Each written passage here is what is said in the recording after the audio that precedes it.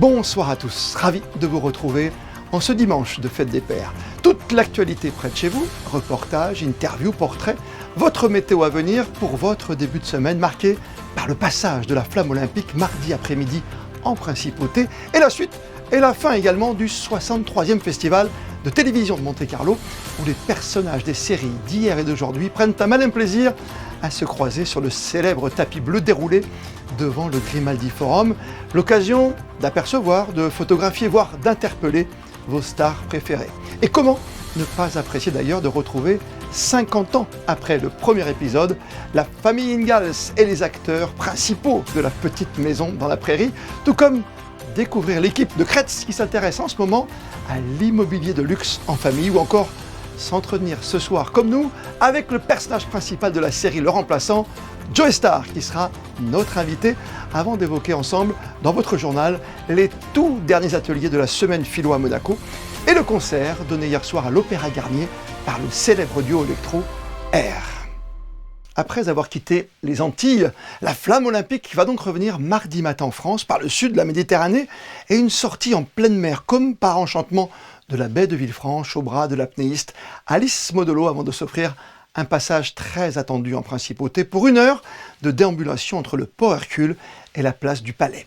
Un relais d'1 kilomètre chargé de symboles, d'histoire et de passion, cher au prince souverain, déjà porteur de la flamme, notamment à Rio, membre du CIO, le Comité international olympique, et qui a participé en tant qu'athlète à 5 éditions entre 1998 et 2002. Vous pourrez suivre en direct et en intégralité le relais de la flamme sur Monaco Info ce mardi dès 14h15, ponctué à 19h d'une édition spéciale présentée par Émilie Rousseau. Et c'est dans ce cadre, Paris 2024, que l'Association monégasque des athlètes olympiques s'est rendue cette semaine dans les écoles de la Principauté. Un moment d'échange, d'interaction essentiel pour inculquer les valeurs du sport aux enfants. Théo Schumer et Olivier Bonello ont suivi les athlètes de la MAO hier après-midi, c'était à l'école Saint-Charles. Inculquer les valeurs du sport, une mission courante, mais qui prend d'autant plus de sens cette année, puisque c'est évidemment celle des Jeux Olympiques de Paris, d'autant que la flamme olympique sera de passage à Monaco mardi prochain. Alors à l'approche de ces événements, 3 sportifs bien connus en Principauté viennent réviser les bases avec les enfants. On va essayer de s'exprimer au mieux pour véhiculer le message de la meilleure manière, avec un point de vue différent en tant qu'athlète. Et ce qu'on connaît, ce qu'on a vécu et ce qu'on continue de vivre encore aujourd'hui. Le quiz est interactif, les élèves apprennent ou réapprennent à travers une série de petits quiz. Qui est à l'initiative des Jeux Olympiques ou encore à quel continent correspondent les 5 anneaux symboliques? Tout y passe, mais le plus important selon les intervenants, ce sont les 3 valeurs fondamentales des Jeux. C'est donc l'amitié, donc il y a la camaraderie, toutes ces choses-là. Il y a l'excellence, toujours être meilleur. Et le respect de l'environnement, le respect des autres. Voilà. Donc c'est des valeurs qu'il faut véhiculer au quotidien. Après, ils connaissent déjà pas mal de choses, donc ils sont très très bien. Et au-delà de l'aspect purement théorique, cet échange est important parce que les valeurs du sport vont bien sûr bien au-delà du sport. L'enseignement du sport à l'école développe de multiples compétences. En fait, c'est un enseignement très important qui leur sert également dans leur vie d'enfants, pas que d'élèves, qui développent des valeurs de cohésion, des valeurs d'engagement, des valeurs de dépassement de soi. Et ça, en fait, ce sont des valeurs qui leur servent toute la vie et qui également servent les apprentissages fondamentaux que l'on enseigne dans les classes. Quoi qu'il en soit, en plus d'être instructive, la séance aura aussi été très appréciée. Mission réussie. Coup d'œil maintenant sur une action solidaire. D'ici quelques jours, un de nos sapeurs-pompiers du corps de Monaco s'élancera de Lille à vélo en semi-autonomie en direction de Mandelieu. Un défi sportif réalisé aux couleurs de l'association spéciale Olympics Monaco. Mais avant ce grand départ, rendez-vous au Stade Louis II pour une rencontre signée Alban Gingembre et Hugo Comassa. J-4 avant le grand départ. Le sapeur-pompier de Monaco met l'uniforme de côté le temps de parcourir l'île Mandelieu à vélo. 2582 km. Ce défi, il le réalise aux couleurs de l'association Special Olympics Monaco. Je vais être tributaire de la météo, des différents parcours. Donc j'avoue qu'il y a quand même une part d'inconnu, de stress aussi quelque part. Donc j'aborde cette épreuve avec beaucoup d'humilité parce qu'on ne sait jamais ce qui peut se passer. Donc en traversant la France, il y aura énormément de belles choses à transmettre. Et le but aussi dans un deuxième temps, voilà, c'est de faire parler de l'association.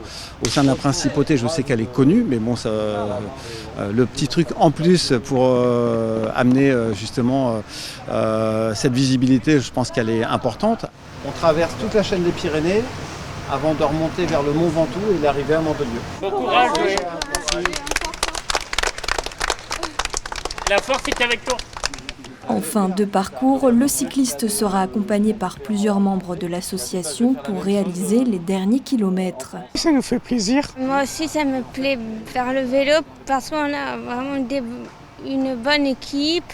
C'est très dur de faire ces 2500 km, j'aurais pas vraiment ce courage comme lui, mais avec un peu d'entraînement, peut-être je pourrais. Et c'est toujours gratifiant de voir des personnes, des singles d'ailleurs, comme Yann, qui viennent, qui s'intéressent à notre assos, qui vont faire parler de Lille à Monaco. Ça, c'est toujours important. Pour rappel, l'association Special Olympics prône le sport comme vecteur d'intégration. Le 63e festival de télévision de Monte-Carlo bat son plein. Et avant de se replonger dans le passé et revenir sur la très belle soirée anniversaire réservée hier aux 50 ans de la création de la série de toute une génération, La Petite Maison dans la Prairie, on va accueillir ce soir le personnage central de la série française, le remplaçant, série qui vient de boucler sa 2e saison sur TF1 avec une audience sans cesse grandissante pour le plus grand bonheur, on l'imagine, notre invité ce soir, Joey Starr. Bonsoir Joey Starr. Bonsoir. Quel plaisir de vous recevoir ici à Monaco. Vous connaissez bien, vous êtes déjà venu au Festival de télévision de Monaco? Ouais, ça fait ma 3e année. Je suis arrivé ici en tant que jury et puis maintenant je fais partie des décideurs, on va dire. Donc ouais. Vous faites partie de la grande famille de la télévision en tout cas, avec un succès qui, vraiment, on peut le dire, ça cartonne pour une série qu'adorent les Français aujourd'hui, ça s'appelle Le Remplaçant. Ça vous va bien cette série? Ouais, je suis c'est moi qui ai eu l'idée originale et on essaye de la faire vivre en collant encore le plus possible à la réalité que ce soit un objet augmenté de par le casting, de par la scénario, effectivement. Ça donne envie de continuer, d'aller plus loin dans cette série? C'est possible?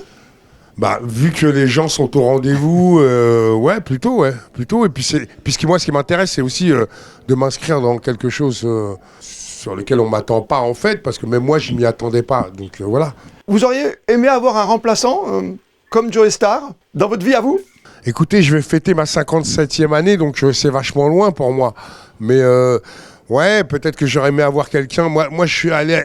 À mon époque, j'ai arrêté l'école après la 3e, on m'a pas donné le mode d'emploi. J'allais à l'école pour qu'on sache où j'étais, parce que mes parents, comme on leur a enseigné, vivaient dans l'œil de l'autre. Il fallait aller à l'école.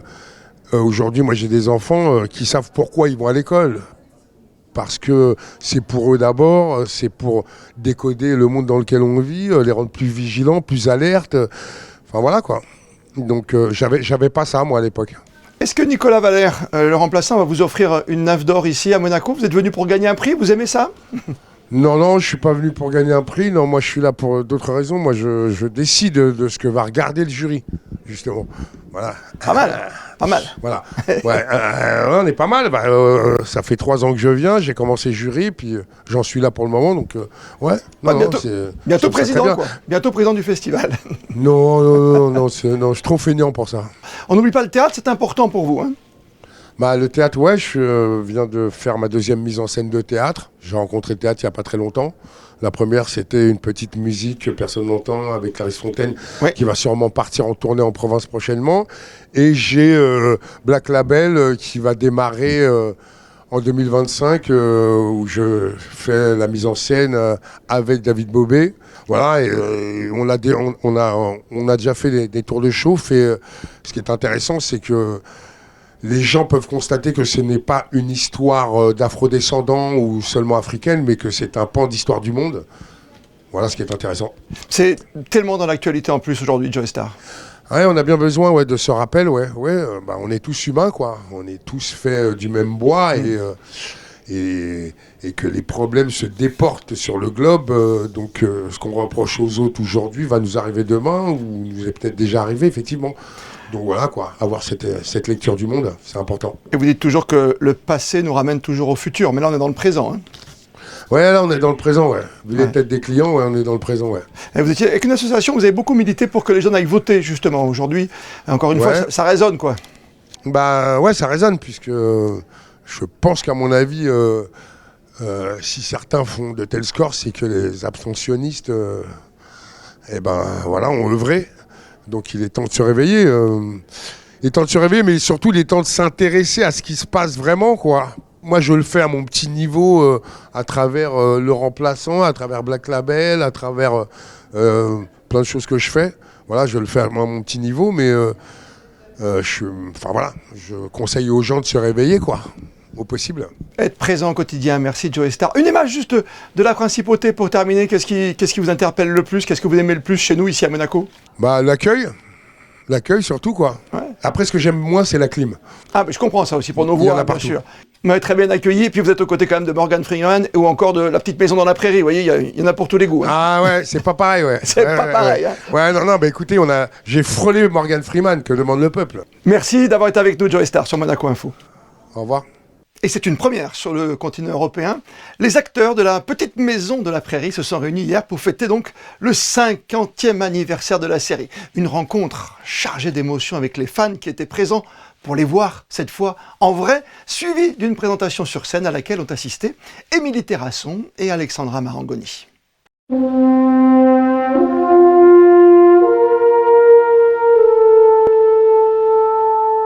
Cette musique a sûrement bercé votre enfance. La célèbre Petite Maison dans la Prairie a fait sensation hier au festival de télévision, un phénomène mondial qui a débuté dans les années 70. Dans la salle, le public multigénérationnel n'a pas su cacher son enthousiasme. Ça me rappelle mon enfance. J'étais fan de cette série. Je suis très contente d'être ici, de pouvoir les voir, bien sûr, il y a quelques années en plus pour eux. Mais ça me replonge dans mon enfance. C'est des émotions importantes, c'est des valeurs traditionnelles. Oui, c'est un moment de nostalgie, ouais. Je regarde depuis que je suis toute petite avec ma maman qui a regardé depuis qu'elle est toute petite et ça m'a bercé toute mon enfance. Ça fait un peu partie de ma vie. C'est un rêve là, aujourd'hui c'est vraiment un rêve de pouvoir les rencontrer. Jamais à l'époque j'aurais pu y penser que je pourrais les rencontrer, les avoir en face de moi. Vraiment un très grand rêve, très, beaucoup d'émotions. Sur la scène, les acteurs de Bébé Grace, la méchante Nelly Olson, Albert, Laura, Marie et Caroline Ingalls, ainsi que la fille du producteur de la série, qui a joué dans plusieurs rôles avant de devenir la maîtresse d'école, ont raconté leur histoire devant leurs fans.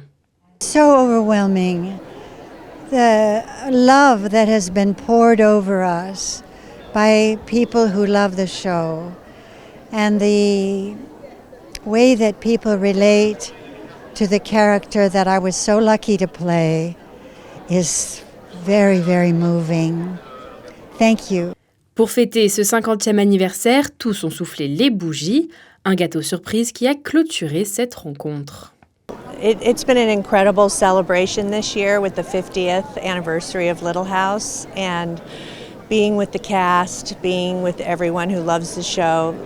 I keep Kleenex in my purse, a lot of tears. It really touches my heart, and it's been an absolute honor to be here with the celebration. I've never heard my voice of the actor that translated for me, that dubbed into French. I'm sure it was a wonderful actor, and did the voice sound similar to mine, or was it very different? Yes? Cette rencontre était aussi l'occasion pour les acteurs et le public de s'échanger des anecdotes autour de la série. Et à l'occasion de ce festival, si les accros du petit écran ont pu assister à des conférences comme avec les acteurs de La Petite Maison dans la Prairie, d'autres ont pu rencontrer, échanger avec les célébrités en personne. Exemple, avec les agents immobiliers de la famille Kretz, venus pour dédicacer leurs livres. Réputés pour leur série à succès sur le groupe TF1 et Netflix, les fans ont été là aussi très nombreux à s'être déplacés. Reportage signé Justin Del et Alexandra Marangoni. C'est pour certains de simples traces de stylo inscrites dans un livre. Pour d'autres, c'est une consécration, une rencontre, un échange, parfois même une photo vient immortaliser l'instant. Ils sont plus d'une centaine à avoir fait la queue pour se retrouver face aux 3 membres de la famille Kretz. Et après les autographes des agents immobiliers, l'émotion est forcément au rendez-vous pour les admirateurs. Moi j'ai une super dédicace, j'adore cette émission. Alors les rencontrer en vrai, c'est juste génial. Et je suis toujours l'émission avec eux, je leur demande des conseils, là je demandais quelques conseils, donc ils ont joué le jeu, c'était super sympa. On est émus, on est heureux, parce que c'est vrai qu'on les voit à la télé, mais c'est plus agréable de les voir directement en vrai. Ils sont comme ça à proximité près de nous, très sympathiques, souriants, et c'est bien de les voir en réalité, ils sont comme ils sont à la télé, quoi, donc c'est top, non, c'est super sympa. Concernant la famille, voir autant de monde fait forcément plaisir. C'est même le symbole d'une réussite. On peut dire que c'est une satisfaction familiale, c'est clair. Mais c'est quand même un défi tous les jours, parce que c'est jamais gagné. Donc on continue le tournage, la saison 5, qui sera livrée fin d'année. Et puis d'autres projets dans les cartons. Voilà. On peut avoir une ébauche ou pas ? Non. Bon, une autre émission. Voilà. Une autre émission qui arrive. Voilà. Donc vous n'avez pas fini de nous voir. Une nouvelle émission, comme quoi ils ne s'arrêtent jamais de travailler. Et ce, même s'ils sont au festival. Bon, c'est un grand plaisir, on adore venir, hein, c'est pas notre première fois. Et ensuite, on a ouvert notre agence ici il y a 1 an maintenant. Donc on vient, on rencontre des clients, on passe du bon temps. Voilà, c'est Monaco, le soleil, la bonne humeur, donc trop content d'être là. C'est vrai que c'est vraiment un plaisir et une grande chance de pouvoir allier à la fois le travail et la famille. Donc on n'est pas vraiment en vacances, mais c'est vrai qu'on a des moments privilégiés en famille entre 2 rendez-vous et pendant le festival. Cette rencontre prouve bien à quel point le festival de télévision de Monte-Carlo est avant tout un événement familial. Et on s'extrait du Festival de télévision de Monte-Carlo pour parler musique avec le célèbre duo R, le duo électro-français qui était à Monaco hier soir sur la scène de l'Opéra Garnier pour jouer son tout dernier album, Moon Safari. Nous en avons profité pour rencontrer bien sûr ce duo, c'est Alban Gingembre qui était au rendez-vous. Les groupes font un best-of de leur carrière et là c'est vraiment un album du début à la fin qu'on joue. Et c'est pas pareil parce qu'on joue une atmosphère, on joue une certaine époque. Donc c'est quelque chose de particulier, mais on a senti que le public vraiment voulait ça parce que Moon Safari c'est notre premier album et c'est vraiment l'album qui a marqué les consciences et qui est un univers très particulier qui plaît beaucoup. On s'aperçoit que ces disques-là appartiennent à une époque où on faisait encore des albums, on pensait des albums. Aujourd'hui avec le streaming, on a changé c'est compliqué de faire une œuvre en tant que telle et c'est un peu comme la musique classique quand on va avoir un concerto, une symphonie.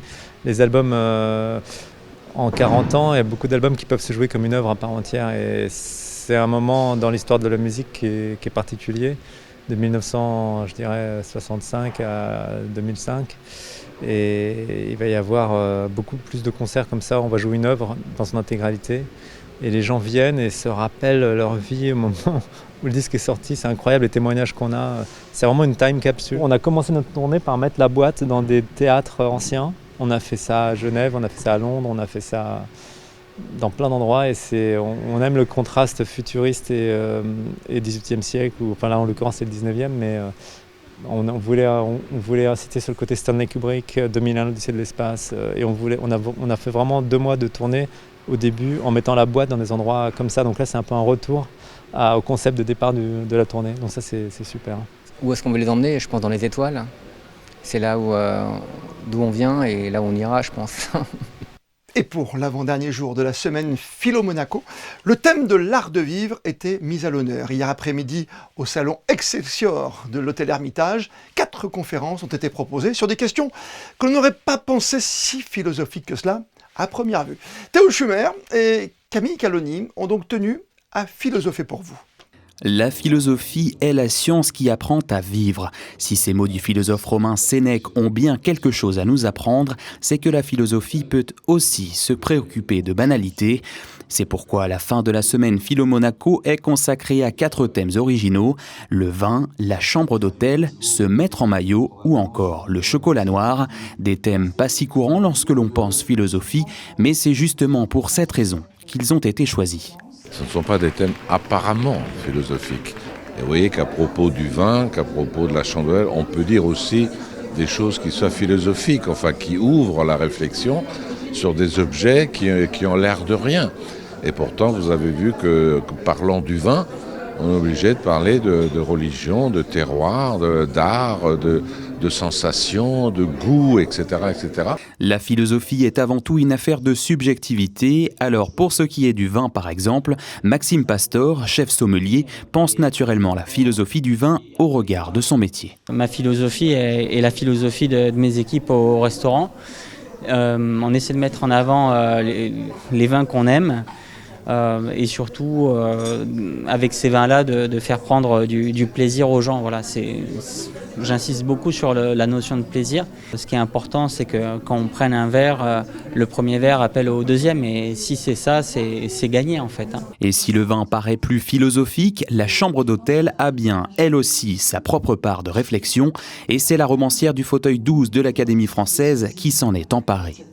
Pourquoi peut-on dire que la chambre d'hôtel a quelque chose de si philosophique ? Elle est philosophique parce qu'elle implique une réflexion, mais peut-être inconsciente, sur son rapport à soi et aussi sur son rapport au voyage. C'est-à-dire que je crois vraiment que la chambre d'hôtel est une ouverture sur l'inconnu. Et donc elle rend plus aigu, plus intense ce sentiment d'ailleurs et ce sentiment d'un commencement que tout voyage nous donne. Qu'elle taraude ou qu'elle passionne, la philosophie a donc bien des mystères à résoudre et pas les plus évidents. Quoi qu'il en soit, cette semaine Philo Monaco qui se termine ce dimanche aura bien tenté d'y réfléchir. La Maison des associations accueillait hier soir le tournoi Chess for Peace, tournoi réservé aux jeunes membres de 5 à 16 ans du Cercle d'échecs de Monte-Carlo, sur une cadence rapide, en 9 parties de 10 minutes et 3 secondes par coup. 80 joueurs étaient présents et pour l'occasion, l'ensemble des participants et des organisateurs en ont profité pour féliciter l'une des leurs, Fiorina Berezovski, pour son titre de vice-championne de France cadette dans sa catégorie, les moins de 18 ans. La météo pour ces prochaines heures, c'est avec vous, Théo Schumer. Bonsoir Christophe, bonsoir à tous. Demain, les conditions météo restent optimales en principauté. La matinée sera bien ensoleillée, rien à signaler de ce côté-là. L'après-midi aussi, même si quelques petits nuages inoffensifs pourront faire leur apparition. Mais je vous rassure, le soleil sera toujours de la partie quoi qu'il arrive. Pour ce qui est des températures, à partir de maintenant, les valeurs vont commencer à bien monter. 18 degrés en matinée et jusqu'à 24 degrés à l'ombre l'après-midi. Le ressenti sera donc un peu plus élevé. Quoi qu'il en soit, ce sera la température idéale pour aller piquer une tête au Larotto. Le thermomètre affichera en effet 21 degrés dans l'eau. Demain, vous n'oublierez pas de souhaiter une bonne fête à nos amis les Hervé. Et comme le veut la tradition dominicale, retour dans le rétro de notre actualité au fil du temps, en cette période située au cœur du mois de juin, et ce, au gré des années en principauté. C'est le flashback de la semaine. Demain, lundi, 19h, vous retrouverez Fabien Bonilla pour une toute nouvelle édition de votre journal sur Monaco Info. D'ici là, belle et bonne soirée à toutes et à tous.